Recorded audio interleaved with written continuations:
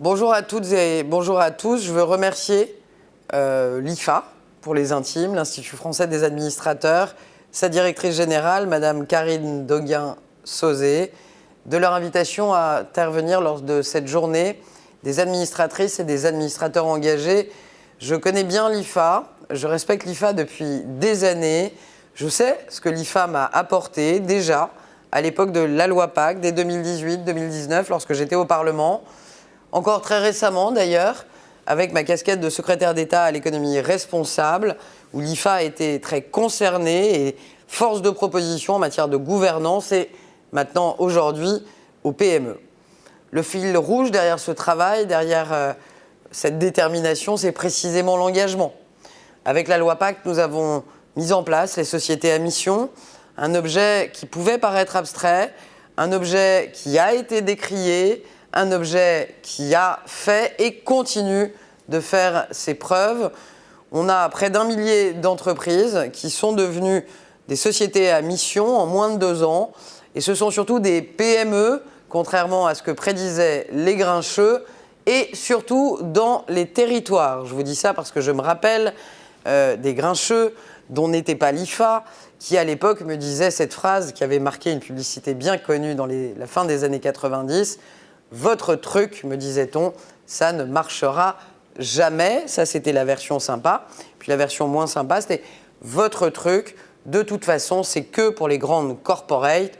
Il y en aura 2 ou 3 à Paris et vous pourrez être sûr qu'elles seront dans le CAC 40 ». Double échec pour les grincheux, je vous le redis. Les entreprises à mission sont majoritairement des PME, majoritairement dans les territoires, et ça marche. Avec une croissance exponentielle qui s'explique et que vous comprendrez aisément, l'engagement, avant d'être un résultat, l'engagement, c'est une méthode de gouvernance. La société à mission, ça n'est pas un label qui viendrait récompenser un état de fait, ni l'arrivée à une destination. La société à mission, c'est un chemin, c'est un levier de transformation, c'est un point de départ plutôt qu'un point d'arrivée. C'est tout le principe du comité de mission qui va interroger, challenger les choix, les résultats de l'entreprise et de ses administrateurs au regard des missions qu'elle s'est elle-même données. Je veux partager devant vous, grands spécialistes et acteurs de la gouvernance, une conviction. Je crois profondément que l'avenir est, heureusement ou malheureusement, à vous de qualifier à la mission. Je crois profondément que les entreprises, elles vont être de plus en plus tenues de s'engager. D'abord, prosaïquement, par la réglementation. L'index de l'égalité femmes-hommes, le BGES simplifié dans le plan de relance, bilan de gaz à effet de serre simplifié, l'affichage environnemental, la responsabilité élargie des producteurs, la REP et la directive CSRD que vous connaissez bien. Mais cet engagement, ce sera aussi une nécessité tout simplement parce que les chefs d'entreprise, leurs clients, leurs salariés, leurs investisseurs, leurs partenaires commerciaux, bref, sont toutes et tous des citoyens. Et ils constatent, comme moi d'ailleurs, comme nous tous, l'urgence qu'il y a à prendre conscience de nos responsabilités respectives. Cette conviction, elle me conduit à mon deuxième message. Administratrices, administrateurs de société, vous êtes au cœur du réacteur. Vous êtes en première ligne pour impulser cette transition environnementale et sociale des entreprises dont vous assurez la gouvernance. Cette transition, pour les raisons que j'évoquais, c'est un impératif. Les entreprises doivent se saisir des enjeux de reporting de durabilité au risque d'être sanctionnées par leurs clients, par le marché, par leurs investisseurs. Vous le savez, avec la directive CSRD, les entreprises vont être en première ligne dans l'effort d'adaptation des entreprises françaises et nos PME seront concernées. Pourquoi ? Parce que les grandes entreprises, elles ont déjà fait une bonne partie du chemin dans le reporting, elles sont nombreuses à faire des DPEF déjà, alors que beaucoup de nos PME vont découvrir cet exercice et l'exigence liée à cet exercice. D'abord, ce seront les PME cotées, hors micro-entreprises, qui vont devoir respecter les critères de CSRD. De plus, le champ d'application sur les entreprises non cotées, il sera également très large. En effet, pour être régie concernée par CSRD, il suffira à une entreprise de remplir 2 des 3 critères suivants. Avoir plus de 250 salariés, plus de 20 millions d'euros de bilan ou un CA supérieur à 40 millions. Et il est essentiel que les entreprises françaises, elles fassent preuve d'un haut degré d'ambition dans cet exercice. Et la responsabilité des administrateurs que vous êtes est à cet égard très grande. Parce qu'au-delà des obligations légales, les clients, les investisseurs, les partenaires commerciaux vont tous avoir de plus en plus d'exigences sur ces sujets de durabilité.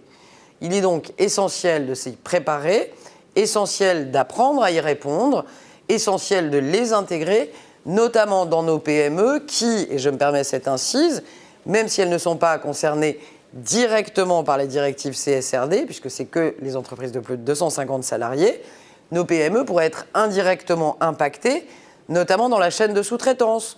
Je rencontre déjà des PME à qui les donneurs d'ordre, notamment dans l'industrie, demandent des bilans carbone de scope 3, à qui les donneurs d'ordre demandent quel est l'état de la parité ou le nombre d'administrateurs salariés dans l'entreprise, à qui des donneurs d'ordre demandent le bilan social, le taux d'apprentissage de jeunes.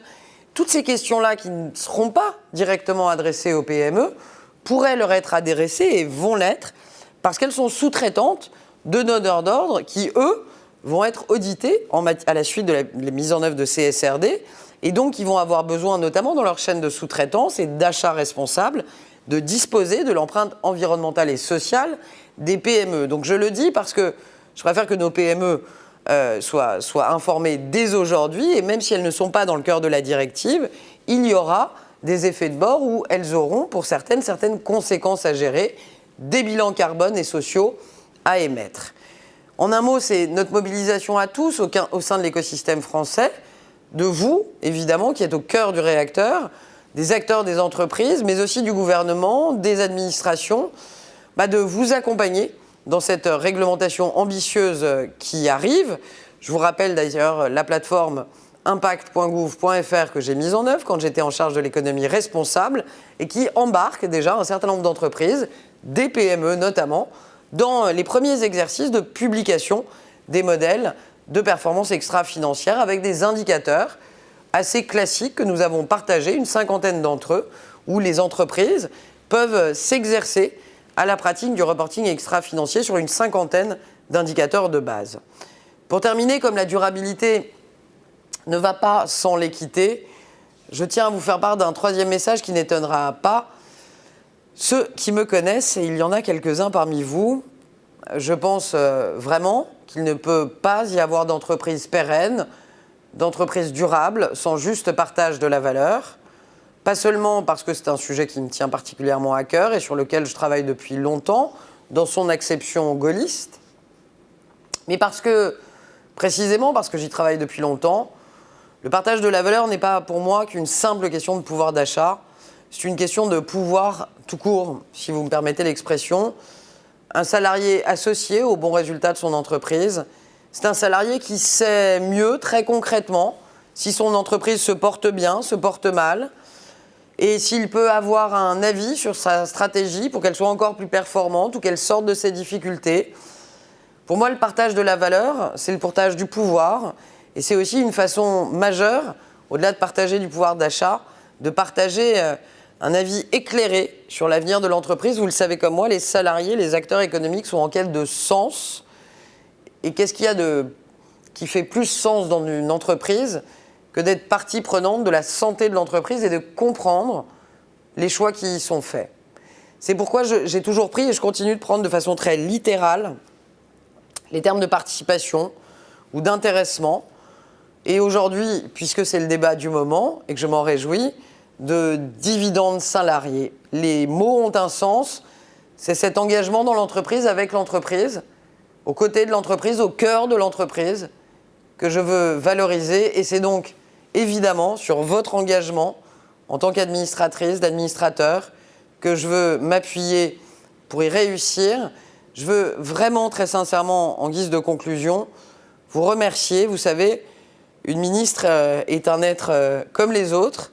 Une ministre a besoin d'être éclairée, parfois aiguillée, avec de belles idées, de bonnes idées. Bien sûr, ma mission, c'est d'entendre les difficultés, les complaintes, mais c'est aussi d'avoir les oreilles bien ouvertes pour celles et ceux qui auraient des idées, suggestions, propositions.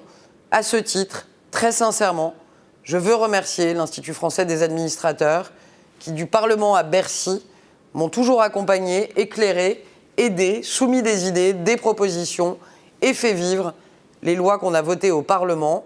Du fond du cœur, je veux vous en remercier et vous dire que j'espère que ça va continuer.